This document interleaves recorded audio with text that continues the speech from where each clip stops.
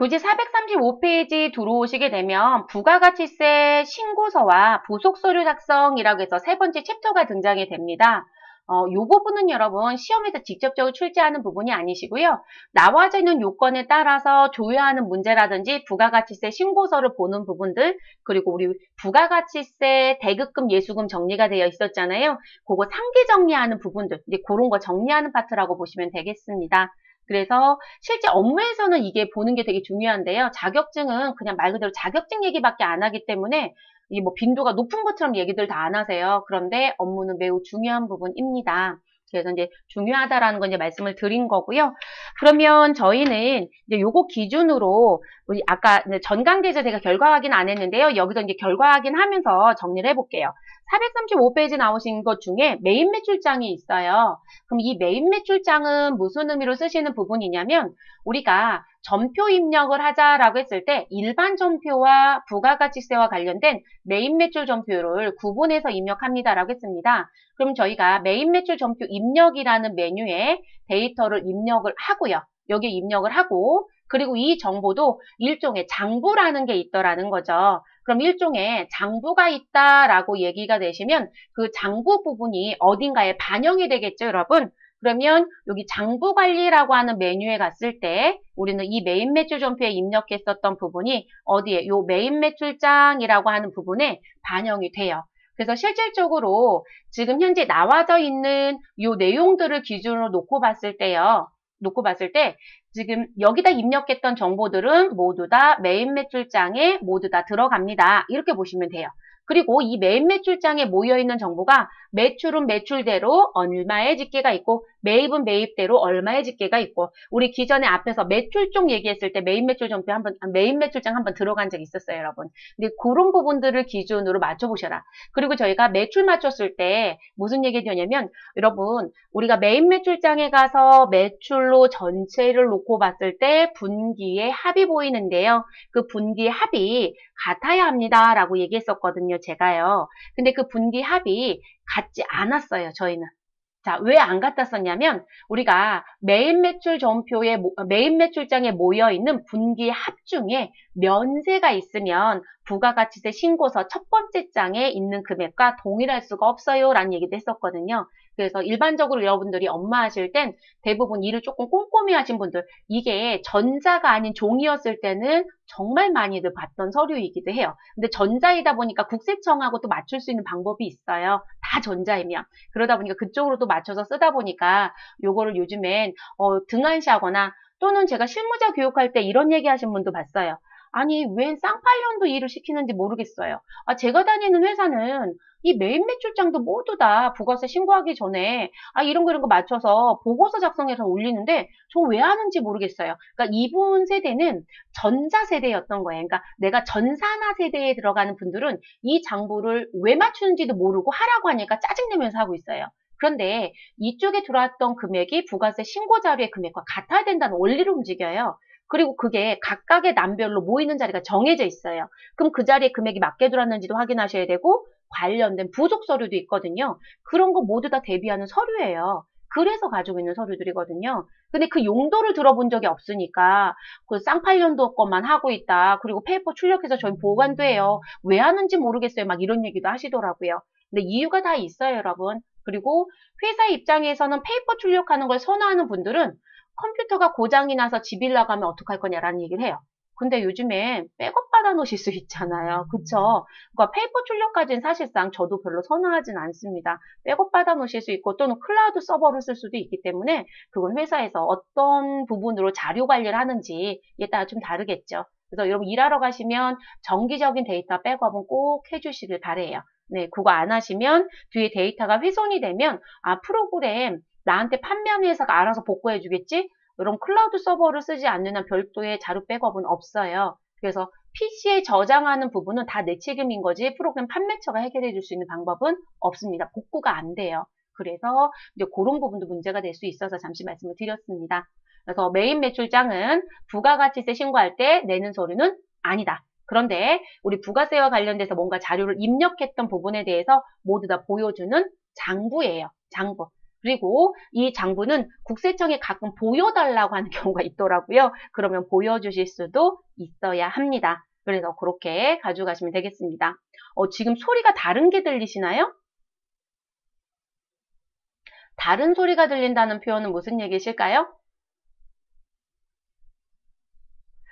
지금 제 소리 말고요. 지금 권윤아 님이 마이크가 켜져 있었네요. 네. 지금 항상 마이크를 저희가 끄고 들어오시는 습관들이 있으셔서 제가 봤을 때 안 봤었는데 권윤아 님 마이크가 좀 켜져 있었나 봐요. 네. 그래서 들렸던 것 같네요. 여러분 제가 껐습니다. 그러면 지금 안 들리실 거예요. 네. 그래서 마이크 켜져 있는 분은 저 말고는 없네요. 이게 양반형 수업할 때 이게 조금 불편하시더라고요. 네. 자, 그러면 다시 또 이어서 해보도록 할게요. 그래서 그 서류. 그러면 저희는 지금 메뉴에 들어가서요, 보는 것 좀 한번 해보도록 하겠습니다. 자, 여기 기간 명기한 거 다른 건 없으니까 여러분 시험에서 내는 취지로만 말씀을 드릴게요. 그러면 장부 관리라는 데 들어가시고요. 우리는 회계 관리에 재무회계 쪽에 장부 관리에 들어갑니다. 그리고 매입 매출장을 클릭해 주시면 되겠습니다. 자, 매입 매출장에 들어가셔서 여러분 내가 조회하고자 하는 기간을 입력해 주시면 되세요. 그럼 이 조회 기간은 대부분 한 달씩 보셔도 되고요. 또는 부가세 신고 기간에 맞춰서 조회하셔도 되겠죠. 우리는 4월부터 6월 조회를 해볼게요, 여러분. 사업장은 다 1000번입니다. 그러면 4월 1일부터 우린 6월 30일 입력하시면 되고요. 나는 매입과 매출 다 보고 싶어. 그러면 전체. 나는 매출만 보고 싶어. 그러면 2번. 그리고 난 매입만 보고 싶어. 그러면 3번입니다. 그럼 저희는 매출 2번을 선택하겠습니다. 그리고 시험에서 이렇게 얘기를 하겠죠. 자, 12영세로 입력한 게 얼마냐? 이렇게 물어보시면 여러분 12영세는 매출 유형이잖아요. 그러면 2번 매출 선택하시고요. 유형 자리 가셔서 12영세라는 걸 선택하시면 영세로 입력했던 건수와 금액이 들어오게 됩니다. 그리고 전자세금 계산서였는지 아니었는지도 부분이 되고요. 내가 분계를 어떤 식으로 입력했는지도 볼 수가 있습니다. 그리고 여러분 이 메뉴가 제가 최대화 시켜볼게요. 이 옆에 보시면 지금 신용카드 관련된 부분들, 직원들 관련된 거, 현장이라든지 이런 것까지 전부 다 관리가 돼요. 그래서 실질적으로 관리할 수 있는 부분은 여러분 실제 많아요. 그래서 저희가 이걸 최대화 시키지 않죠. 근데 여러분들 항상 메뉴를 보실 때 이렇게 스크롤이 짧아져 있으면 요 지금 보여지는 화면 말고도 또 다른 기능들이 무엇되어 있다? 있다. 이렇게 보시면 되세요. 근데 저희 시험은 거의 대부분 이 상태에서 나오는 문제가 거의 대부분이기는 합니다. 그래서 이제 이렇게 형태를 볼 수 있다라는 게 또 하나의 특징이고요. 자, 저희는 이번에 매입을 한번 볼게요, 여러분. 매입. 자, 매입인데 유형은 일단 선택하지 않고요. 전체 상태로 한번 보겠습니다. 그러면 전체 상태로 볼 거니까 유형 전체로 누시고 엔터 쳐서 내려오면 우린 4월부터 6월 1기 확정과세 기간이라고 하는 부분에 입력된 정보가 전부 다 보여집니다. 그러면 지금 여기 분기 누계라고 하는 자 그럼 2, 4분기겠네요. 2, 4분기 누계에 있는 이 금액은 부가가치세 신고서에 반영되는 금액과 일치하는지를 우린 확인해 보셔야 할 겁니다. 그리고 일치하지 않는다라면 안 들어온 게 뭐 때문에 안 들어왔는지 확인을 또 해보셔야 되겠죠. 그래서 이제 그런 부분들이 조금 다른 부분입니다. 자 그리고 지금 어느 부분에 여기 유형이라고 나와져 있는 부분에 가시면 나는 54 불공만 보고 싶다. 그럼 54 불공이라는 거 선택하시면 우리 유형 54 불공으로 입력했던 부분이 조회가 됩니다. 그리고 분계를 무엇으로 입력했는지도 보여지고요. 계정 과목 뭐로 넣는지 이런 내용까지 모두 다 보여집니다. 저 화면 최대화하는 거 안 하려고 그냥 지금 아래에 있었던 스크롤만 지금 보여드린 부분입니다. 그래서 그렇게 봐주시면 되는 거고요. 자, 그리고 나서 저희 또 하나 뭐 보여드릴 거냐면 지금 이 유형 부분에 가시면 여러분 카과도 있고 카면도 있고 카형도 있고 그리고 현과 현면도 있어요. 그래서 현금 영수증으로 매입한 게 얼마냐라고 물어보시면 우린 대부분 현면보다는 현과를 많이 물어봐요. 그래서 그런 거 확인하는 것도 조금 가져가셔야 돼요.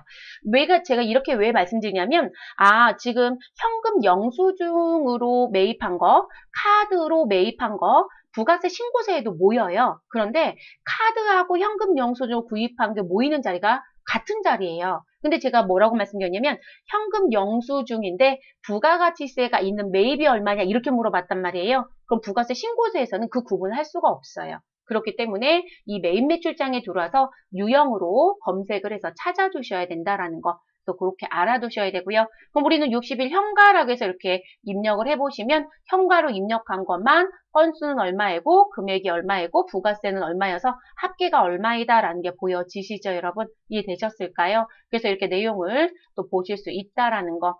그래서 이렇게 내용이 보이고요. 그리고 여러분 지금 제가 아무 말 없이 저만 뭔가를 했어요. 여러분 더블 클릭. 자, 지금 메인 매출장에서 여러분들이 더블 클릭하시잖아요. 그럼 메인 매출 전표에 입력했던 전표 형태가 하단에 이렇게 오픈이 돼요, 여러분. 그래서 하단에 오픈이 되고요. 그리고 여기서도 직접 잘못된 게 있다면 무엇 할 수 있다? 수정할 수 있어요, 여러분. 그래서 수정할 수도 있고 있었던 전표를 지울 수도 있어요. 그래서 그런 것도 가능합니다. 저희는 시험에서 그걸 할 일은 없을 거고요. 자, 그래서 이렇게 정리할 수 있다. 다른 건 더 설명 안 할게요, 여러분. 그래서 메인 매출장이라고 하는 부분은 우리가 유형별 조금 더 세부적인 조회 문제가 시험에서 출제하고 있는 실정이다. 이렇게 알아두시면 되겠습니다. 자, 그리고 세금계산서, 계산서 현황이라는 부분이 있습니다. 이건 현재까지 한 번도 시험 출제를 한 적은 없어요, 여러분. 그럼 세금계산서, 계산서 현황도 우리 재무회계 쪽에, 장부관리 쪽에 가시면 세금계산서, 계산서 현황이라는 메뉴를 클릭해 주시면 되고요. 자, 이 부분은 말 그대로 내가 세금계산서라든지 계산서를 무엇하였다, 발급하거나 또는 수취하였다. 이런 우리가 일반적으로요. 수수입니다. 라고 하게 되면 우리는 주고받는 걸 수수라고 합니다. 그래서 그 수수 현황을 조회하실 때 보는 게 세금계산서 또는 계산서 현황이라는 메뉴입니다. 그래서 그 부분이고요. 아니 그러면 내가 세금계산서를 받았고 계산서를 받았다.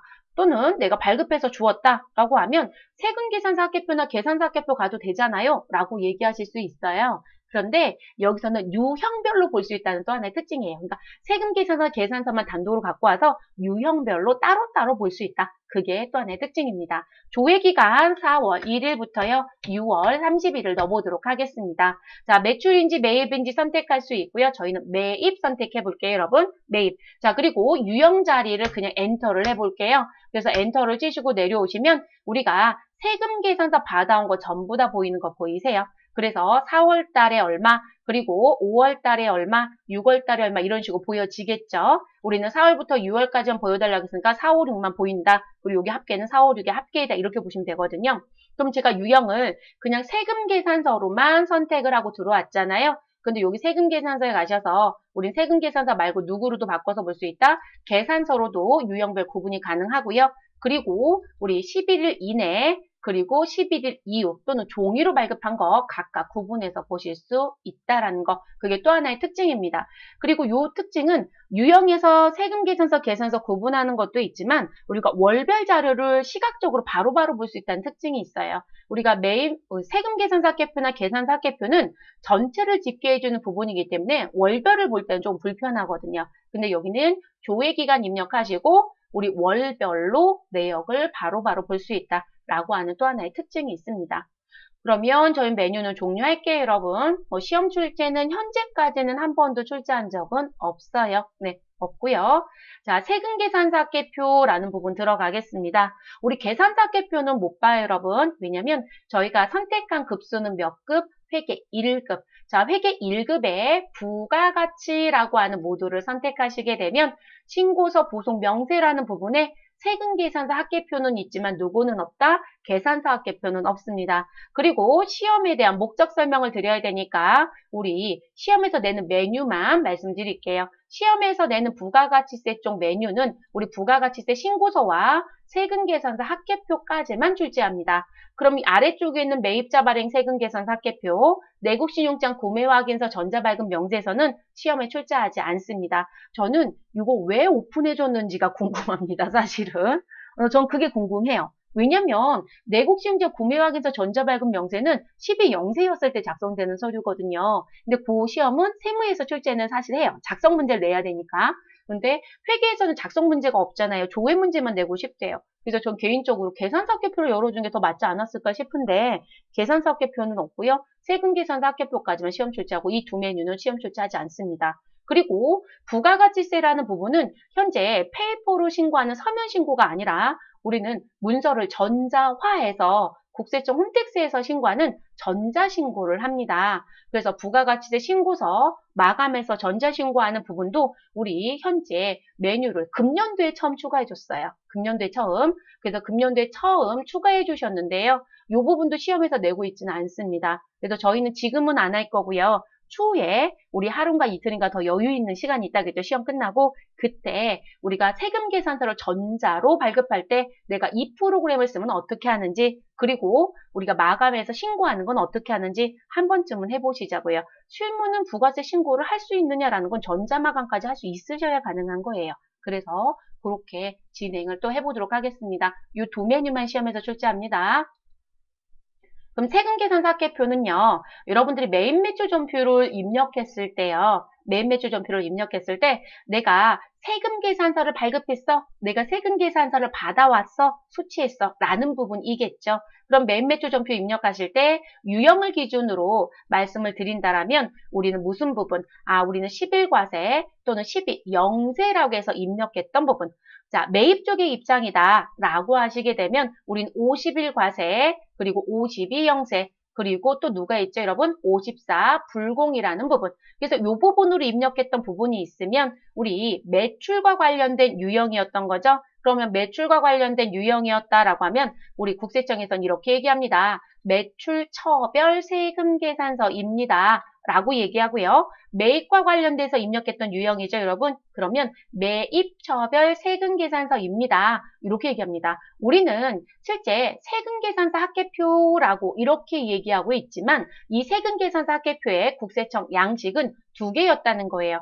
하나는 뭐만 모아주는 거, 매출만 모아주는 거, 또 하나는 누구만 모아주는 거, 매입만 모아주는 거. 그래서 양식은 몇 개이다? 두 개이다. 크게 다르진 않지만요. 이해되셨을까요? 그런데 우리가 프로그램 메뉴에 가면 우리 세금계산서 학계표라는 거 하나밖에 없죠, 여러분. 그래서 이 안에 들어가면 무엇으로? 우리가 왜 탭이라는 얘기 했었죠, 여러분. 그래서 위에 상단에 탭에 가면 매출 탭이 있고 매입 탭이 있었어요. 그래서 그 탭으로 내가 매출을 선택하면 매출처별 세금계산서 학계표가 형성이 되는 거고 매입 탭을 선택하면 매입처별 세금계산서 학계표가 형성이 되는 부분입니다. 그래서 그렇게 움직이는 부분이고요.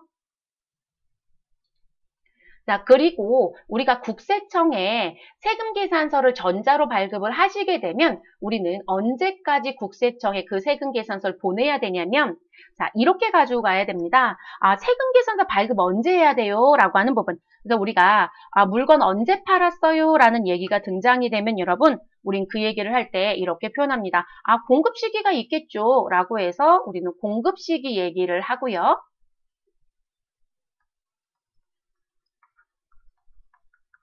그래서 공급 시기가 뭐가 된다? 작성 일자가 돼요. 여러분 우리 세금계산서 필요적 기재사항 중에 하나가 작성 연월일이었죠. 작성 연월일 저는 그냥 간단하게 작성 일자라고 쓸게요. 작성 일자가 됩니다. 그럼 이 작성 일자를 기준으로 너 언제까지 발급해야 돼? 발급을 언제까지 할 수 있냐? 발급을 할 수 있는 기한이 있어요. 여러분 지금 저희가 사실상 실무적인 얘기를 좀 한다면 현업에서 제가 종이로 발급해요. 그러면 종이로 발급할 땐 여러분 제가 지금 현재 몇 월이죠? 10월입니다. 그러면 10월 달에 세금 계산서를 10월에 발급해서 줘야 되는 게 맞을 거예요. 근데 제가 10월 달 세금 계산서를 11월에 줬다고 해서 국세청이 저희 조사 나올 수 있을까요? 못 나오죠, 여러분. 종이면 사실상 우리가 언제 줬는지 확인이 잘 안 되거든요. 근데 여러분, 우린 지금 현재 종이가 더 많다. 전자가 더 많다. 전자가 더 많죠. 여러분, 전자는 근거가 다 남아요. 그래서 지금은 발급을 언제까지 해야 된다는 법 규정의 위배를 더 이상 할 수가 없어요. 이게 예전에 일했던 분들이 제일 많이 했던 실수 중에 하나거든요. 무슨 부분? 언제까지 줘야 된다라는 건 상호 협의에 의해서 하거든요. 그런데 이게 종이였을 땐 그 기한을 어겼어도 국세청이 잡을 수 있는 방법이 없었던 거예요. 부가세 신고하는 날짜 이전에만 업무가 진행이 되면. 그런데 전자로 바뀌면서 이 발급의 기한이 기록이 국세청에 다 남기 때문에 우리 가산세 나와요, 여러분. 그래서 절대적으로 지켜야 합니다. 그러면 발급의 기한은 어떻게 해야 된다? 야, 네가 공급한 날짜 있지? 자, 그 날짜가 속하는 게 있을 거야. 그래서 이렇게 표현합니다. 공급 시기가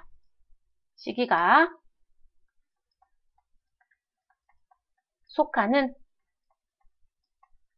날로부터 언제? 날로부터 다음 달 10일까지예요. 다음 달 10일 이내. 그래서 여러분 이런 얘기를 많이 합니다. 10월이다. 야, 11월 10일까지 발급하면 돼. 이렇게 많이 얘기해요.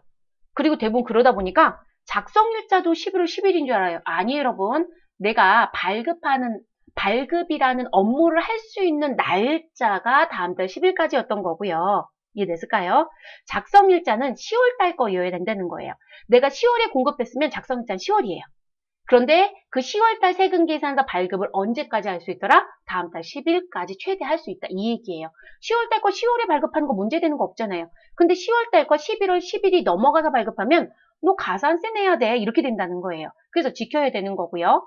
그리고 이 발급 기한을 기준으로 우리 이제 전자입니다. 전자이면 국세청에 또 뭘 해줘야 돼요? 보내줘야 되죠. 그래서 발급한 내역서를 보내라는 규정이 있습니다. 그걸 우리가 전송한다고 합니다. 그거를 전송기한이라고 합니다. 저희는 세금계산서 국세청 서버에서 발급하고 있어요. 전송 안 해요, 여러분? 아니, 국세청 서버에 지금 보내는 건데 내가 국세청에서 발급했는데 누가 국세청에 전송을 해요, 여러분? 그래서 우리가 국세청에 전송합니다라고 얘기하는 건 국세청 서버가 아닌 다른 쪽에서 발급한 거 이렇게 가는 거예요. 그럼 전송의 기한은 어떻게 하신다? 여러분 이 발급 날짜를 기준으로 갑니다. 그래서 이렇게 표현합니다. 발급일에 언제까지 보내라? 다음 날까지 보내라. 자, 그랬더니 또 시험 공부하신 분들 이렇게 외웁니다. 10월 31일 날 그리고 11월 10일까지 하면 된대. 아, 그러면 11월 10일까지 전송하면 되겠네? 자, 이것까진 좋아요. 앞에 얘를 지워요, 본인이. 그리고 이렇게 외웁니다. 11월 10일. 그럼 전송은 무조건 11일까지 하면 되겠지? 아니죠, 여러분. 제가 지금 발급을 11월 10일 날 했기 때문에 11월 10일까지 전송할 수 있는 거죠. 만약에 제가 11월 31일 작성일자 세금계산서를 11월 31일에 발급했어요. 그럼 여러분 저는 언제까지 전송이 끝나야 돼요? 11월 1일로 전송이 끝나야 된다고요. 그런데 대부분이 그 검토를 제대로 안 하시고 무조건 10일이라고 주장하세요. 그런 법은 없어요. 이해되셨을까요? 그래서 발급일의 다음 날인 거지, 무조건 11일은 있다 없다? 없다라는 거. 그래서 그 부분 실수하지 마실 것. 그래서 대부분들 실수하시는 부분이 지금 기준점이 어디인지를 제대로 정리를 못 하시는 경우들이 있어요. 그래서 기준점 정리를 잘 하셔라. 그래서 발급의 기한은 작성일자 기준, 그러니까 공급 시기를 기준으로, 그래서 공급 시기를 기준으로 공급 시기가 무엇하는 속하는 날로부터 다음 달 10일 이내이다 이렇게 가는 거고요. 전송은 발급일자를 기준으로 갑니다. 그래서 발급일에 언제까지 가라? 다음 날까지 간다. 이렇게 가시는 거예요. 그래서 무조건 11일, 무조건 10일 이렇게 외우시는 게 아니라 10일까지 가능해. 근데 10월 30일일 거 10월 30일 날 발급했다라면 우린 11월 1일까지는 전송이 되어 있어야 돼. 라고 보셔야 된다는 거예요. 이해되셨을까요? 그래서 요건의 이해를 조금 잘 하실 것. 천만다행인 건 회계는 가산세가 없어요, 여러분. 세무부터 가산세 시험 문제가 출제가 되고요. 회계는 딱 요 정도 수준의 이론 문제 출제는 하겠죠. 네, 그래서 이론 문제 출제는 그 정도는 합니다. 그럼 여러분 이 규정을 어겼다고 하면 어떻게 할 거예요? 나 11일까지 소위 말해서 내가 11월 10일 날 발급을 했다. 그러면 11월 11일까지 전송이 됐어야 되잖아요. 근데 이걸 전송을 못했다라고 하면 어떻게 할 거냐? 그러면 언제까지는 지연 전송이고 언제까지는 미전송이고 이런 식의 표현을 씁니다. 그런데 국세청에서 세금계산사께표 또는 계산사께표를 낼 때 뭐라고 얘기하냐면 자, 우리 미전송의 관점을 과세기간 종료 1로 볼 거니까 이 과세기간 종료 1 다음 달 12일 이후에 전송이 되면 그건 모두 다 누구처럼 같이 취급한다? 종이처럼 같이 취급한다라고 해요. 그래서 우리 종이 발급한 것처럼 똑같이 같이 묶어서 정리를 합니다. 또 우리가 세금계산서 합계표에 가면 이게 전자인지 종이인지 아니면 미전종 상태로 인식되는 부분인지를 구분해서 신고하게끔 되어 있습니다. 그러면 그 내용 화면 잠깐 볼게요, 여러분. 시험은 이렇게 복잡하게 내지 않아요, 여러분. 자, 복잡하게 내지 않는다고 제가 말씀드린 건 뭐냐면 조회 수준밖에 안 내고 있다, 이 얘기입니다. 그리고 더 재밌는 건 지금 이렇게 설명드렸던 부분이요. 세무에 가면 이걸 또 깊은 심도 있는 수업이 됐냐? 아니요, 안 해요. 왜냐면 세무에 가면 세금계산사학계표, 계산사학계표는 자동 작성이 되니까 그쪽 시험 문제는 아예 내지를 않아요, 출제자들이. 그래서 회계에서만 조회 문제 정도로밖에 현재 출제가 되고 있지 않아요. 근데 부가세 신고에 가장 기본 서류는 뭐다? 세금계산사 학계표입니다. 또는 계산사 학계표입니다. 그게 항상 기본 서류이거든요. 그럼 저희는 세금계산사 학계표 메뉴를 좀 열어보도록 하겠습니다. 자, 메뉴 열어주시고요. 자, 메뉴 열어주셨으면 우리 조회기간 입력해 보도록 할게요, 여러분. 자, 조회기간은 몇 월 넣어서 입력해 보시면 되시냐면 뭐 큰 의미는 없으시니까 저희는 교재 나와 있는 대로 4월부터 6월 볼게요. 4월 넣어주시고 6월을 입력하시고요. 자, 그리고 저희는 정기신고입니다. 자, 정기신고이신데 제가 아까 탭이라는 게 있어요 라고 말씀을 드렸잖아요, 여러분. 그 탭이 이 자리를 말해요. 그래서 내가 매출처별 세금계산사학계표, 그럼 여기 매출 탭을 선택하는 거고요. 매입처별 세금계산사학계표, 그러면 매입 탭을 선택하시면 돼요. 그래서 이 부분의 탭에 따라서 학계표라는 이름표가 바뀌어지는 거예요. 거기 바뀌는 거고요. 저희는 일단 매출을 선택해 주십시오. 그러면 4월부터 6월 달에 정기신고로 입력된 매출은 이렇게 등장이 되죠. 그리고 제가 아까 종이입니까? 전자입니까? 얘기했습니다. 그러면 지금 그 부분도 어디를 보시고 확인하시면 되시는 거냐면 지금 과세기간 종료일 다음 달 11일까지라고 되어 있는 전자분이라고 되어 있는 이 자리가 전자의 의미로 모이는 자리고요. 종이는 그 외라고 되어 있는 이 자리가 종이로 모이는 부분. 아, 근데 나는 전자와 종이 다 보고 싶어요. 그러면 전체라고 되어 있는 자리를 봐주시면 됩니다. 그래서 그렇게 보여지고요. 그리고 국세청에 신고할 땐 또 어떤 자리 구분시키겠어요, 여러분? 아, 전자와 종이라는 거 구분하는 거 어떻게 모여? 그럼 상단에 이렇게 총합계란 자리에 이 자리가 전자처럼 보여지는 자리이고요. 이 자리가 종이로 입력했을 때 보여지는 자리이다. 이렇게 이해하셔도 되겠습니다. 그리고 전자 발급이든 종이 발급이든 또는 아직 미전종 상태이든, 그러니까 이 종이라고 되어 있는 부분은 여러분 여기 보시면 종이 발급이라는 글씨도 있고 우리 과세기간 종료일부터 다음 달 10일 이후에 그러면 미전종 상태거든요. 자, 미전종이란 부분 두 개가 같이 묶여서 들어오는 거고 그리고 전자와 종이처럼 보는 그 두 가지의 내용을 다시 어떻게 사업자 등록번호로 발급한 거와 주민등록번호로 발급한 부분을 무엇해달라? 구분해서 넣어서 신고해달라라고 이렇게 들어갑니다. 그래서 이렇게 주민등록번호 발급분은요. 이 자리에 내려올 땐 주민기재분이라고 보여지는 거예요. 그래서 이렇게 보여진다라고 알아두시면 되겠습니다. 됐을까요, 여러분? 그러면 우리 매입도 한번 볼게요. 자, 매입 쪽에 가주시고요. 자, 매입 쪽에 가주시면 똑같은 형태로 보여지는 부분이에요. 근데 여러분, 우리 매입에서는 뭐가 있었냐면 종이가 있었어요, 여러분. 그래서 종이로 발급되어 있는 세금계산서를 수취한 게 있기 때문에 우리 여기에 두 건이 있었다라고 보여지는 거죠. 그럼 여러분 지금 금액을 잠깐 보실 게 뭐냐면 우리 지금 제가 선택된 자리도 여기 화면을 조금 깨끗하게 지워볼게요. 여기 선택된 자리도 어디였냐면 전자라는 쪽을 제가 선택한 거예요. 그럼 여러분 여기 금액 보시면 7,372만 원이라고 되어 있죠. 그러면 7,372만 원은 여기 지금 전자라고 되어 있는 이 자리에 들어오는 이 금액과 금액이 같아요, 달라요, 여러분? 같죠? 저는 여기 소개로 볼게요. 자, 이 자리 금액과 같다, 다르다? 같죠, 여러분? 됐을까요?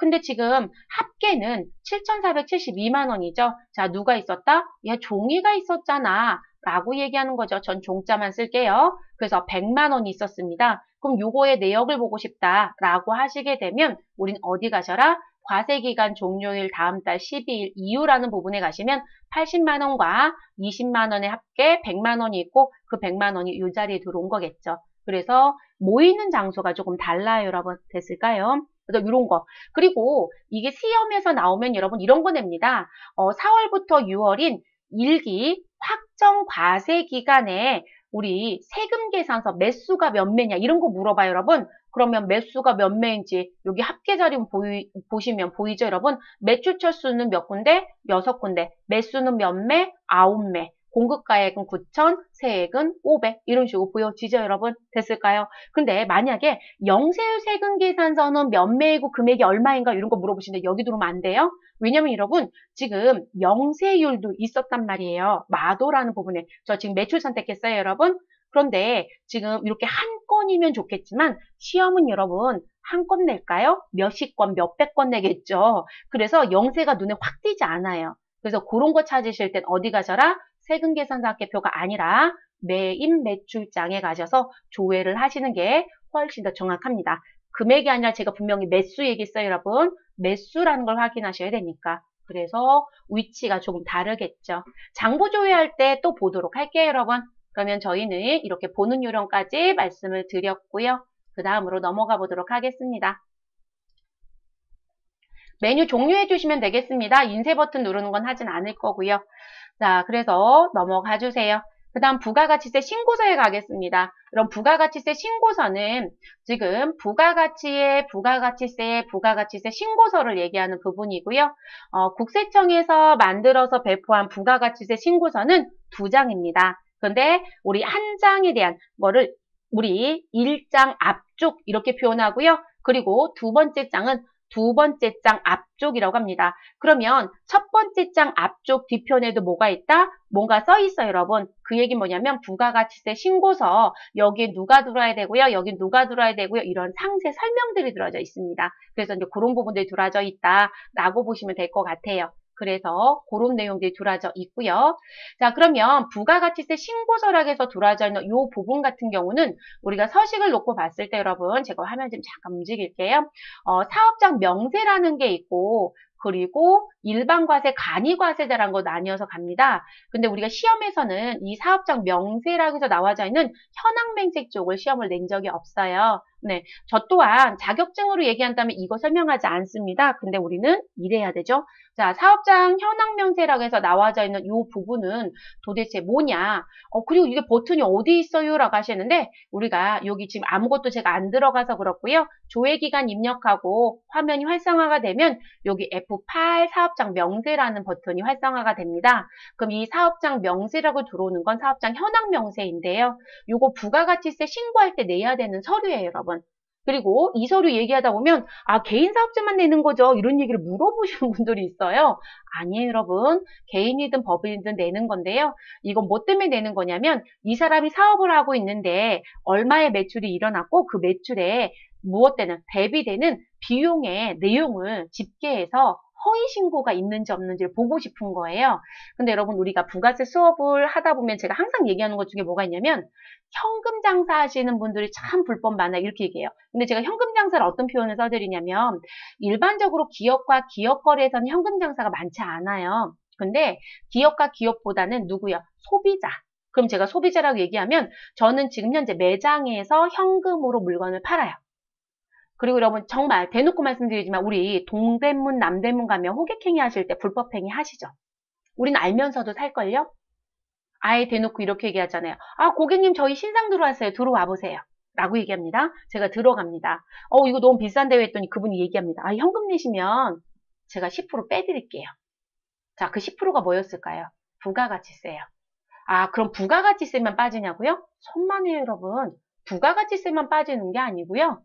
그 부가가치세를 저한테 안 받는다는 얘기인데 그 사람 매출 신고도 안 할 거예요. 당연한 얘기인 거죠.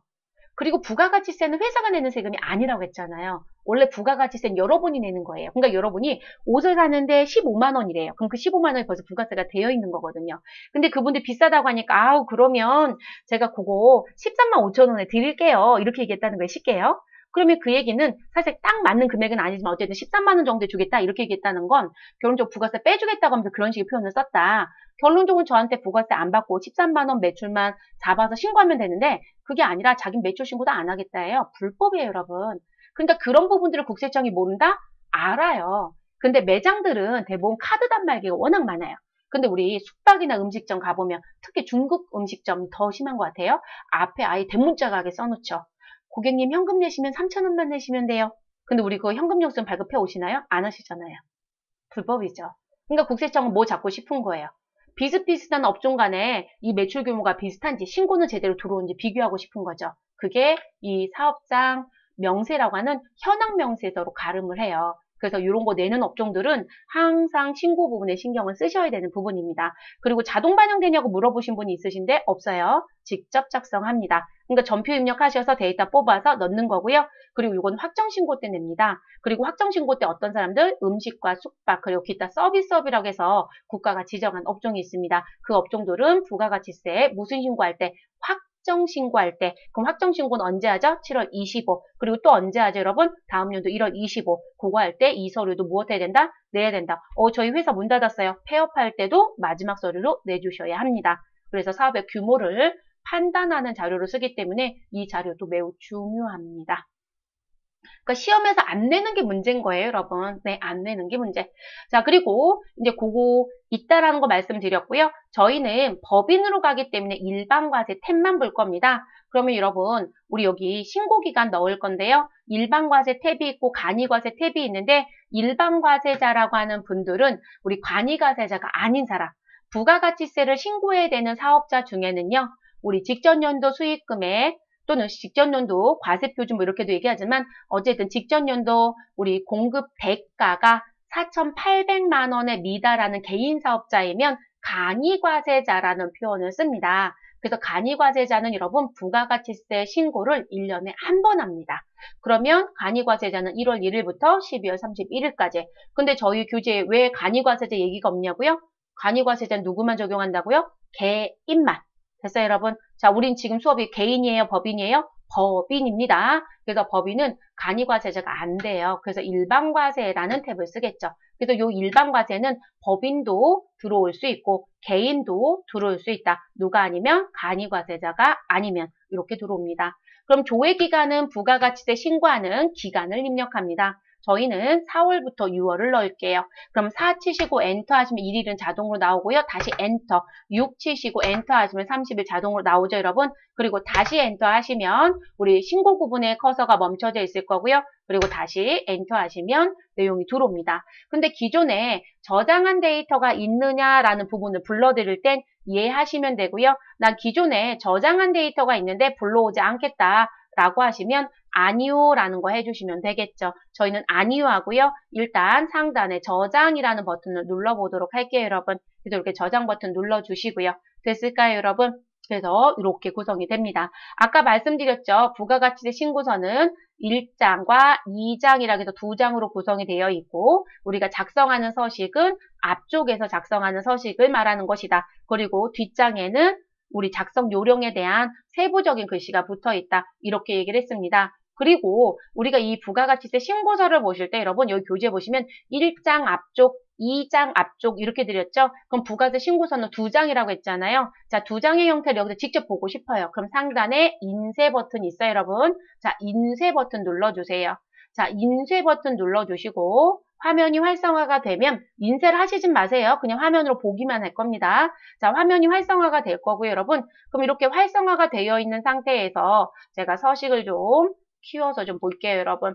자, 그럼 이렇게 나와져 있는 부분 내용을 기준으로 여러분이 봐주실 건, 자, 지금 여기 보시면 여러분, 지금 나와져 있는 부분의 내용 보시면 부가가치세 신고서인데 일반과세자 신고서랑 글씨 들어와져 있고요. 우리 4월부터 6월은 일기 확정이에요. 그래서 여기 확정이라는 것도 체크박스가 나오고 여기 기간 입력한 것도 나오죠.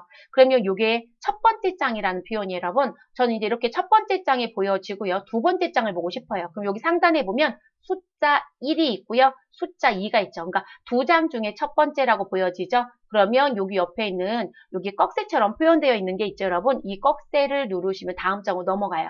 그럼 여기 두 번째 장이에요. 그럼 이제 비교해 볼게요, 여러분. 자, 첫 번째 장이다라고 해서 나와져 있는 부분에 제가 이제 비교를 해보자라는 얘기는 뭐냐면 자, 프로그램에 나와져 있는 화면의 구성을 제가 보여드리고 싶은 거예요. 그러면 지금 화면의 구성을 놓고 봤더니요. 지금 과세표준 및 매출세액이라고 해서 나와져 있는 자리가 있네요. 그럼 과세표준 및 매출세액은 이 자리인 거죠. 그렇죠, 여러분? 그럼 이 자리가 뭐였던 거예요?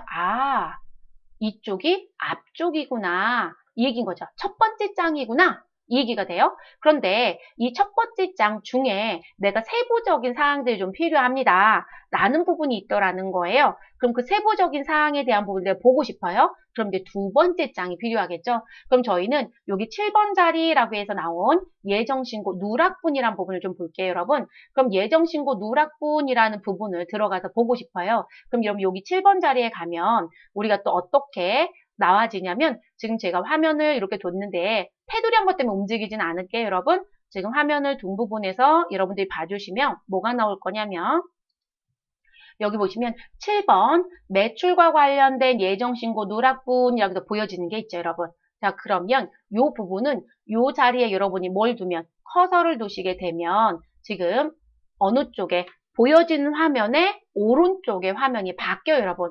지금 왼쪽에 커서를 어디에 두냐에 따라서 오른쪽 화면이 바뀐다. 그럼 이 오른쪽이 무엇이다? 두 번째 장의 앞쪽인 거예요. 이해됐을까요? 그럼 두 번째 장 앞쪽인 건 저희는 또 보고 싶죠. 그럼 여러분 이게 첫 번째 장이라고 했으니까 여기 우리 커서를 다시 눌러주시면 두 번째 장에 가겠죠, 여러분? 그러면 저는 여기 보이는 자리들은 다 표시했으니까 지울게요, 여러분. 그럼 제가 여기 7번 자리라고 했었던 부분에 가시면 예정신고 누락분 명세라고 되어 있고요. 7과 10이라고 나와 있죠. 그래서 우리 매출 쪽의 누락은 7, 매입 쪽의 누락은 여기 12번이거든요, 여러분. 12번. 됐어요, 여러분? 그래서 여기 10이라고 나오죠. 이해되셨어요? 그래서 우리가 프로그램 구성은 그렇게 나와져 있다라는 거. 근데 여러분들이 프로그램을 사용하시면 어떤 구조로 움직이는지는 조금 아셨으면 해서 이거 보여드렸습니다. 그래서 화면의 구조를 놓고 봤을 때 우리 지금 왼쪽의 화면은 첫 번째 장 앞쪽이고 오른쪽의 화면은 두 번째 장 앞쪽이다. 근데 두 번째 장의 앞쪽이 전부 다 보여줄 수가 없어서요. 일부는 어디에서 보여주고 있다? 과표 명세라는 것으로 보여주고 있다. 그래서 과표 명세라는 부분 누르면 이렇게 내용을 확인할 수 있죠. 자, 요거 얘기하면서 이제 드릴 게 또 하나가 뭐가 있냐면 우리 과세표준 명세라는 부분이 있습니다. 그럼 여기 과세표준 명세에 합계 자리가 있죠, 여러분. 그래서 합계라고 되어 있는 부분 지저분해서 다시 지을게요. 자, 합계라고 되어 있는 부분에 우리 9번란에 금액이 있습니다. 자, 요 금액은 과세표준 명세를 눌러서 나온 요 과표 명세의 32번에 합계와 무엇 해야 된다? 반드시 같아야 합니다. 그럼 여러분 여기 금액이 101-820-000입니다. 그럼 101-820-000 맞죠, 여러분? 금액이 반드시 무엇 해야 된다? 같아야 된다라는 거. 그래서 우리 교재 팁박스에 드렸죠. 과세표준 및 매출세의 9번란의 금액과 과세표준 명세의 합계 32번란의 금액은 반드시 일치해야 된다. 여러분 이거 일치 안 하면 부가가치세 신고 못해요. 그래서 여러분들이 이걸 여러분이 맞추는 거예요. 컴퓨터가 맞춰주겠지 아니에요, 여러분. 자, 그리고 또 한 가지 설명할게요. 자, 같다라는 것까지 이제 설명을 드렸고, 그 다음에 우리 31번 자리에 가보시면 수익금액 제외가 있습니다. 여러분, 이거 시험 문제 낸 적 있다고 했어요? 없다고 했어요? 낸 적 있다고 했어요. 우리 무슨 시험 문제를 냈다? 아, 매출이 아닌 거 찾으란 문제. 그럼 매출이 아닌 거 차지한 문제를 아예 직설적으로 냈죠, 여러분. 고정자산 매각 금액이 얼마입니까? 라는 걸 물었다. 자, 고정자산 매각에 대한 분계를 매입 매출전표에 여러분 입력해 보시면 뭐가 등장하지 않았어요? 우리 대변에 매출은 등장한 적 없어요. 내가 갖고 있던 기계 팔았어요? 그럼 기계장치 장부에서 제거.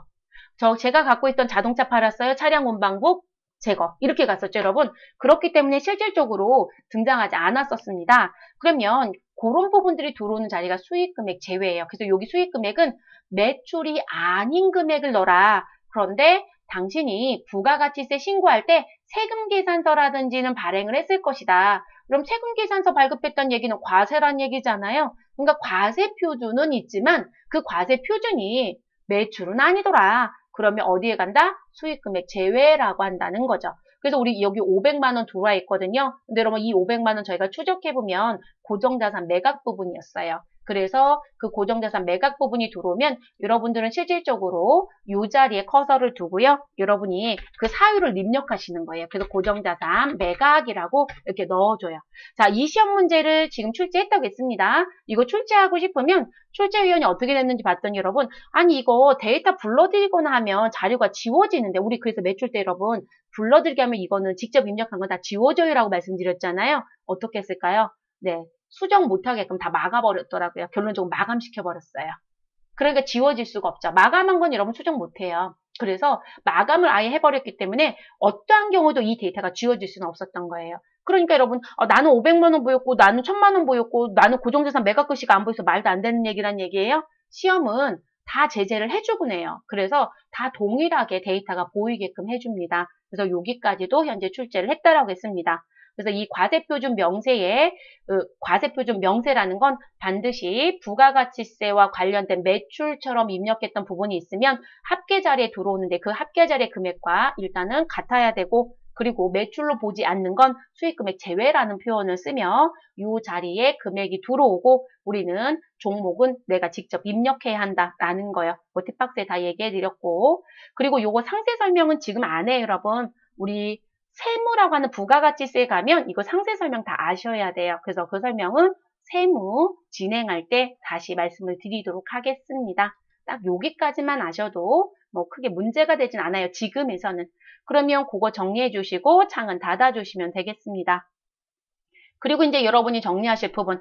자, 여러분 우리 시험에서는요. 부가세 예수금 얼마가 있고 부가세 대급금 얼마가 있다라고 주죠, 여러분. 그런데 여러분이 일을 하실 때는요. 부가세 예수금입니다 라고 하는 건 어느 부분, 여기 가라고 되어 있는 자리에 있는 게 뭐가 될 것이다? 부가세 예수금이 되고요. 내가 사올 때 공제받을 수 있는 거 회계처리했던 부가세 대급금이 있겠죠, 여러분? 자, 그 부가세 대급금은 매입세액의 어느 부분, 우리 차감계라고 되어 있는 자리, 요 나에 있는 자리, 자, 요 금액이 부가세 대급금이 됩니다. 그리고 우리는 예수금에서 대급금을 빼고 우리 납부해야 되는 금액은 어느 부분, 우리 이제 요 자리에 있는 게 맞다라고 하는데요. 우리는 경감 공제라든지 다른 사항이 있기 때문에 실질적으로 내가 납부를 해야 되는 금액은 어디에 금액이 맞다. 여기 차가감 납부할세액이라고 되어 있는 27번 자리의 금액이 원래 맞습니다. 그래서 이렇게 움직여요, 여러분. 아, 그러면 가에 있는 걸 우리가 뭐라고 부른다? 매출세액인 거죠. 자, 그럼 나에 있는 걸 뭐라고 부른다? 매입세액인 거죠. 됐어요, 여러분? 자, 매출세액에 대해서는 개정 과목 뭐라고 썼죠? 부가세를 미리 받아서 갖고 있는 돈, 부가세 예수금. 그럼 부가세 예수금은 부채이다, 자산이다? 부채. 그럼 대변에 있었다, 차변에 있었다? 대변. 자, 매입세액은 내가 부담하는 게 아닌데도 불구하고 거래징수라는 규정이 있어서 내가 사올 때마다 부가세를 부담했다. 그래서 부가세를 대신 냈다고 해서 부가세 대급금이라고 얘기한다고 했습니다. 자산이다, 부채이다? 자산. 자산은 어느 변에 있죠, 여러분? 차변이 자기 자리죠? 이렇게 되어 있겠네요. 그러면 매출세액에서 매입세액을 무엇했죠? 뺀다고 했습니다. 그래서 우리는 이 부분을 뭐라고 얘기한다? 납부세액이라고 얘기하는 거죠. 요거를 납부세. 우리 중간에 다른 건 없으니까 이대로 정리할게요. 납부세액이라고 합니다. 그럼 납부세액은 두 가지로 가죠. 자, 금액이 양수이다. 그러면 납부입니다. 근데 이 자리가 음수가 나올 수도 있습니다. 음수이다. 그러면 내가 부가세 대급금이 더 많았다는 얘기가 됩니다. 그럼 국가한테 무엇한다? 돌려받아야 되겠죠. 그럼 납부는 여러분 즉시네요? 아니죠. 우리는 6월 30일까지 과세기간 정리한 걸 언제 신고 납부한다? 이 날짜를 기준으로 25일 이내. 그러면 우리 6월 30일로 마감한 건 우리 7월 25일까지 무엇한다? 신고와 납부를 해야 합니다. 근데 우리 대변에 있는 부가세 예수금과 차변에 있는 부가세 대급금 정리하고 납부인지 환급인지 정리하는 건 무슨 날짜에 한다? 우리 여기 끝나는 날짜를 뭐라고 표현한다? 여러분 기억나실까요? 우리 부채 때도 했었는데요. 과세 기간 종료이라고 했었죠, 여러분. 그래서 과세기간 종료일에 부가세 대급금과 예수금에 대한 부분을 무슨 처리해라? 상계 처리해야 합니다. 상계. 그럼 이 상계 처리 1년에 법인은 몇 번 하죠? 4번. 자, 4번 언제예요? 3월 31일에 해야 되고 4월 30, 죄송해요 여러분. 4월 30일이 아니라 6월 30일에도 해야 되고 그리고 9월 30일에도 해야 되고 그리고 12월 31일에도 해야 되겠죠. 그래서 3월 31일, 6월 30일, 9월 30일은 기중의 거래이겠지만 12월 31일에 부가세 예수금과 대급금 정리하는 건 결산이라는 부분으로 들어갈 수도 있겠죠. 그래서 이렇게 등장이 됩니다. 그러면 내가 지금 6월 30일 현재 이 사람은 185만 6천 원을 내야 되네요. 그럼 납부해야 된다는 거죠, 여러분. 그러면 납부는 지금 6월 30일 날 내는 게 아니라 7월 25일 날 낼 거니까 우린 뭐라고 쓰자? 아직 내지 않고요. 미지급에 세금이 있습니다. 그래서 미지급 세금 또는 미지급금 쓰셔도 괜찮습니다. 그래서 미지급 세금 또는 미지급금. 그런데 이 자리가 음수이다. 그럼 돌려받아야 되는 거죠. 근데 우리 국세청에서 6월 30일 날 바로 안 줘요, 여러분. 7월 25일 날 신고하고도요. 우리 대체적으로 한 달 뒤에 돈을 줍니다. 그렇기 때문에 우린 받을 수 있는 시간이 곧바로가 아니에요. 그럼 아직 못 받은 돈이니까 뭐로 간다? 미수금. 왜냐면 미수세금이라는 용어는 안 쓰거든요. 그래서 이렇게 정리가 되겠죠. 됐을까요, 여러분? 그리고 부가세를 내야 되는 사업자는 우리 7월 25일 날 여기 미지급 세금으로 정리했던 거 무엇 할 것이다? 납부하겠죠, 여러분. 그래서 실제 업무는 여러분 부가가치세 신고서를 기준으로 납부서가 여러분들이 출력을 하는 거고요. 그 납부서를 가지고 같이 회계 처리하시는 거예요. 근데 시험에서는 이 부가가치세 신고서를 보고 회계 처리하는 문제를 내려고 보니까 본인들 데이터를 다 맞춰줘야 되는 거예요. 그래서 전산세무와 회계는 현재 부가세 신고서를 기준으로 회계 처리하라는 문제를 직접 안 내고요. 본인들이 시험지 지문에 부가세 예수금 얼마 있고 부가세 대금금 얼마 있고 그래서 분개해봐 이렇게 시험 출제를 하고 있어요. 근데 업무는 부가세 신고서를 여러분들 직접 보시고 여러분이 정리하는 게 원칙입니다. 그 시험을 내고 있는 건 지금 있습니다. AT라는 시험은 그 문제를 출제 시작했고요. 그리고 ERP라는 시험도 그 문제를 내고 있습니다. 다만 ERP는 그거를 사지선대에다 찾는 문제로 내고 있습니다. 그래서 그렇게 진행이 되고 있어요. 업무는 그렇게 간다라는 거. 전 요거 이제 또 싹 지워볼게요, 여러분. 그러면 이제 그거를 기준으로요, 우리 이렇게 정리된 부분이 있는 거죠. 그러면 여러분들이 기억하실 건 이건 기억하셔야 되죠, 여러분. 아, 내가 매출이 일어났을 때는 부가세 예수금이 있었고, 매입이 있었을 때는 부가세 대급금이 있었겠구나. 자, 그럼 요거를 1월 1일부터 3월 31일까지, 4월 1일부터 6월 30일까지 우리는 계속 하고 있었겠죠. 그리고 나서 과세기간 종료일이라는 날짜에 가서 무엇해라? 부가가치세를 정리해라. 상계해라. 라고 얘기한다는 거죠. 그래서 확정 또는 우리 예정신고 때 상계 정리를 합니다. 근데 그 상계 정리는 종료일에 한다라는 거. 그래서 제가 4번이라고 말씀을 드린 거고요. 그러면 지금 현재 여기 나와져 있는 거대로 그대로 제가 글을 써볼게요, 여러분. 부가세 예수금이요. 신고서를 기준으로 놓고 봤더니요. 지금 뭐라고 얘기를 하냐면 부가세 예수금은 현재 100이 있고요. 부가세 대급금은요. 70이 있더라고요. 그럼 여러분 예수금이 더 크죠? 그러면 우리는 대변에 있었던 부가세 예수금 차변에 무엇 하시면 돼요? 우리 얼마를 지워주시면 될까요? 이거 지울게요, 여러분. 제가 잘못 써서. 우리 부가세 예수금 대변에 있었던 건 차변에 얼마 써주시면 된다.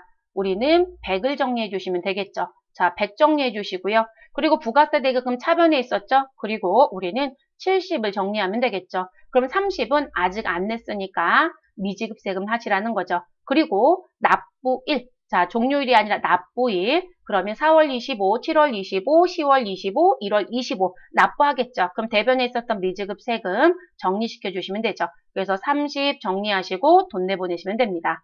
자, 반대로 부가세 예수금은 100인데 우리 부가세 대급금은 120이더라. 저 대급금이 더 많을 수도 있어요, 여러분. 그러면 과세기간 종료일에 정리는 해야죠. 그럼 부가세 예수금은 현재 100을 정리했는데 대급금은 120이니까 차대가 안 맞죠, 여러분? 그럼 20만큼 국가한테 돌려받는다고요. 자, 그 돌려받는 걸 뭐라고 얘기하자? 미수금이라고 얘기한다는 거죠. 그리고 부가가치세를 환급을 받는 날짜가 있습니다. 이것도 법의 규정에 의해서 받는 겁니다. 그러면 미수금은 무엇 하시라? 대변에 가서 정리시켜 주시고요. 그래서 20을 상계 처리해 주시고 우리 돈 들어온 거 정리해 주시면 되겠죠. 됐을까요? 그래서 납부세액이 있다라고 하시게 되면 우리는 미지급세금 계상했다가 돈 낼 때 상계. 자, 우리 돌려받을 게 있다. 그럼 미수금이라고 계상했다가 우리 무슨 부분? 우리 돌려받으면 상계. 이런 패턴으로 움직입니다. 이 문제는 모두 다 일반 전표로 출력합니다. 그래서 출제합니다. 출력이 아니죠, 여러분. 출제. 그래서 이렇게 정리가 돼요. 그러면 이 부분도 지우고 그 다음으로 넘어가 볼게요, 여러분.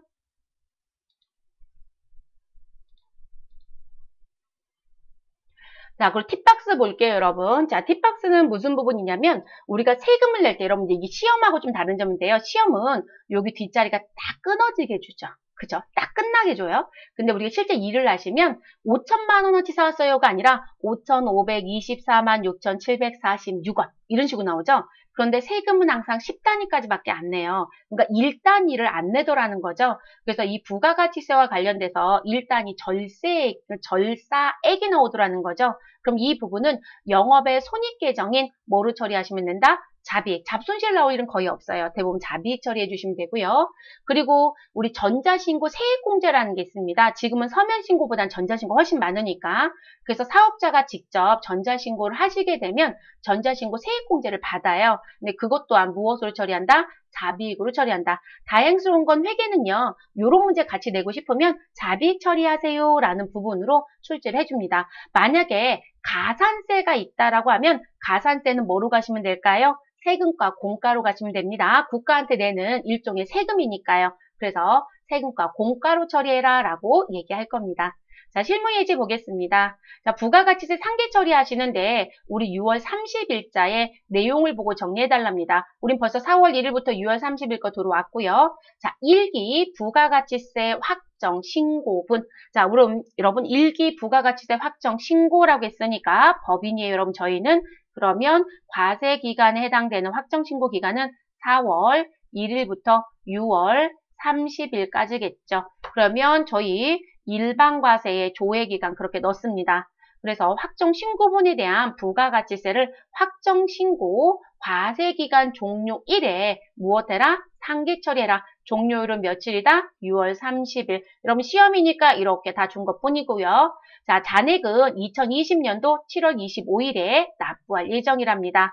자, 부가가치세 신고서 조회해서 처리해 주시고요. 미지급 세금 계정 처리하래요. 자, 우리 지금 납부인가요? 환급인가요? 여러분 우리는 납부입니다. 양수니까. 그럼 납부는 미지급 세금 계정 사용한다고 했었죠. 자, 그리고 두 번째 것까지 읽고 한꺼번에 처리할게요. 자, 부가가치세 납부. 자, 납부는 7월 25일 날 했겠죠, 여러분? 그래서 일기 확정신고분에 대한 부가가치세를 무엇으로? 현금으로 납부하였다. 다음, 부가가치세와 관련된 대체분계는 며칠 날 처리했겠어요? 과세기간 종료일인 6월 30일에 나는 적정하게 처리했다. 시험도 이런 식으로 내요, 여러분. 그리고 6월 30일 날 저희는 신고서 조회해서 처리하라고 했잖아요. 이렇게 안 내고 부가세 예수금 얼마, 대급금 얼마라고 직접 써준다고요, 시험에. 그거만 패턴이 다른 거예요. 업무는 우리가 이 패턴을 보고 해야 되지만 그래서 이렇게 그리고 이 두 문제 동시에 내냐고요? 아니요. 어떤 출제자는 6월 30일 거, 어떤 출제자는 납부하는 7월 25일 거 이렇게 두 가지를 출제합니다. 그러면 여러분 저희 지금 이 금액 열었으니까 금액 좀 메모할게요, 여러분. 메모하고 시작을 해야 되니까요. 그러면 부가세 예수금은 얼마인가요? 그럼 부가세 예수금. 자, 우리 금액 이 자리 봐주시면 되죠? 우리 과세표준 및 매출세액의 합계난인 9번란에 537만 원. 자, 그래서 537만 원이고요. 자, 그리고 부가세, 대급금, 매입세액 부분. 자, 그 부분은 어느 자리 봐주시면 되신다. 여기 나라고 되어 있는 부분 351만 4천 원. 자, 그래서 351만 4천 원이라고 써주시면 되겠습니다. 됐을까요, 여러분? 그리고 미지급 세금은 두 금액을 정리하고 나온 27번 란의 금액 185만 6천 원. 그럼 185만 6천 원 정리하시면 되겠네요. 그럼 저희 입력하러 가볼게요, 여러분. 일반 전표에 가셔야 되겠죠, 여러분? 자, 부가세 신고서는 더 안 볼게요, 여러분. 그리고 우리 관련돼서 나오는 부분들 얘기들은 기존에 본 수업할 때 한 번쯤 봤었고요. 조회 문제 나는 건 그때 조회 문제 보시면서 하시자고요. 자, 종료하시면 되고 데이터 저장하겠냐고 물으시면 이해해 주시면 되겠습니다. 그래서 메뉴는 종료시켜 주십시오. 그리고 저희는 메인 매출 전표, 일반 전표 입력에 가야 되니까요. 회계관리의 재무회계 쪽의 전표 입력에 일반 전표 입력을 열어주시면 되겠습니다. 그리고 일자는 며칠로 가자. 네, 우리 전표 처리에 되는 일자는 과세기간 종료일인 6월 30일. 그래서 6월 넣어주시고 30일. 됐을까요, 여러분? 자, 우리 차변을 먼저 넣든 대변을 먼저 넣든 상관은 없는데요. 저희는 금액이 큰 대변부터 차변부터 넣을게요. 차변에, 대변에 있었던 부가세, 누구를? 예수금을 입력합니다. 그래서 255번에 있는 부가세 예수금. 자, 그리고 저희는 지금 교재가 수험서이긴 하지만 정규를 다 넣는 부분 때문에 정규를 답안에는 다 기재해드렸어요. 예제 따라하기에. 근데 시험은 우리 이거 입력하지 않아도 감점하지 않습니다. 근데 우리는 한번 넣어볼게요. 네, 이거 뭐 상계처리한 거 자격증 할 땐 제일 팔사할 거고. 그러면 지금 여기는 우리 6월 30일 날 넣는 건 부가세 예수금하고 부가세 대급금 무엇하는 거예요? 상계하는 거죠? 그럼 저기 1번부터 5번 중에 누구 선택하면 돼요? 아, 부가세 대급금과 상계 1번 선택하면 딱 좋네요. 1번 저기 선택해 주시고요. 자, 그리고 차변의 금액은 537만 원이었죠. 여러분 아까 메모하신 게. 자, 그리고 같은 날짜 대변을 선택합니다. 부가세 대급금은 135번입니다. 자, 그럼 부가세 대급금도 부가세 예수금과 상계했겠죠. 정규번호 몇 번에 있다? 8번에 있네요. 만들어져 있는 적정적유 있으면 그대로 씁니다. 금액은 351만 4천 원으로 수정 입력합니다. 자, 그리고 나머지는 우리 당장 6월 30일에 내는 게 아니라 7월 25일에 낼 거기 때문에 우리는 아직 안 낸 세금인 미지급 세금 쓰겠습니다. 자, 그래서 같은 변 대변에 미지급 세금을 넣어주시면 되겠습니다. 그래서 미지급 세금 넣어주시고 185만 6천 원이 되네요. 됐을까요, 여러분? 그리고 정규는 그럼 뭐로 써요? 라고 하시는데 여기 나와져 있는 것 중에 적정한 거 8번이 가장 적정하네요. 부가세 미지급 계상. 그렇죠, 여러분? 8번 저기 써주시면 딱 떨어지네요. 그래서 이렇게 정리합니다. 그래서 상계 정리 문제가 나오면 이렇게 하시고요. 혹시라도 자비익 처리라든지 우리 가산세에 대한 세금과 공과 처리하라면 그거만 추가하시면 된다는 거예요. 됐을까요? 자, 7월 25일 날 이제 드디어 납부서에 의해서 세금을 냈겠죠. 그러면 7월 25일을 들어갑니다. 그러면 여러분 우리 대변에 누가 있었어요? 대변에 미지급 세금이 있었던 거죠. 그럼 대변에 있었던 미지급 세금을 없애주셔야 되겠죠. 그래서 이게 전표 수정 문제를 또 출제를 해요. 무슨 부분? 6월 30일 날 데이터를 본인들이 넣어놓고요. 그리고 미지급 세금을 상계 정리했어야 되는데 미지급 세금이 아니라 차변에 다른 계정을 써놓고요. 고쳐라라고 얘기를 해요. 그러니까 결론적으로 연속적으로 일어나는 이게 연계돼서 일어나는 사건을 너가 알아? 라는 걸 물어보고 싶은 거죠. 그래서 그런 문제도 시험에서 출제를 합니다. 그럼 저희는 차변에 뭐라고 넣어주자? 우리 대변에 있었던 미지급 세금을 없애주는 게 맞다는 거죠. 그래서 우리는 미지급 세금 261번 넣어주시고요. 자, 그리고 저희는 부가세를 무엇하였다? 납부했다가 되죠. 그래서 만약에 적유를 넣는다라면 일기 확정 부가가치세 무엇한다? 납부라는 표현 쓰시면 되겠죠. 금액은 185만 6천 원이었습니다. 자, 그리고 뭐로 납부했냐면 현금이요. 그럼 전 차변 넣었으니까 대변 넣을게요. 그리고 101번 현금 넣어주시면 되겠죠. 그럼 이거 출금 전표 처리해도 문제될 거 있어요? 없어요?